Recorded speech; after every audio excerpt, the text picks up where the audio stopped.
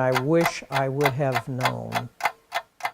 It's estimated that 2 million brain cells die for every minute that the blood doesn't get to the brain. I wish I would have known. It's a problem nationwide. It's even a bigger problem for us in Kentucky. The first stroke that I had was in 2009. It's very important to know the warning signs and symptoms of stroke. When I had the stroke, I didn't know it. Sudden onset inability to speak, sudden onset confusion, dizziness, inability to walk. I started talking very strange, and my wife thought that I was teasing her. Sudden onset weakness on one side of the body. Sudden onset numbness on one side of the body. I had a little bit of pain, kind of like a headache. A sudden onset worst headache of life. The most important thing is to seek medical help immediately because time is of essence.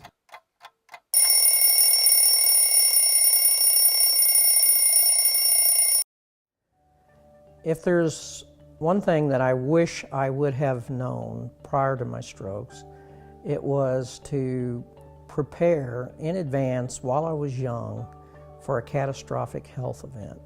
Put some extra money away for doctors, medications, child care. When someone's having a stroke, there is a lack of blood flow to a part of their brain. So typically, one of the major blood vessels that supply blood to the brain gets blocked from the inside because some clot or some other debris gets lodged in there. And then there's lack of blood flow to the brain, and blood takes oxygen and nutrients to the brain cells, and if they can't get that because blood's not getting there, that part of the brain is at risk of dying, and that's what a stroke is, or at least ischemic stroke. Another thing I wish I would have known was how my family history affected me.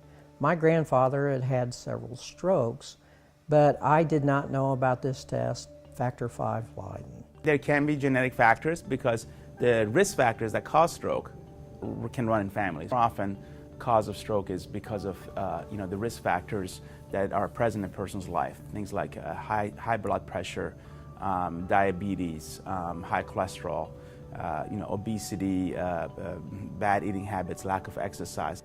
What I wish I had known about Social Security was it takes 6 months to start receiving checks once you're approved. And it often takes up to 2 years or more to get approved for Social Security disability. It may not have to be a devastating thing. There are a lot of different resources out there to help stroke victims. And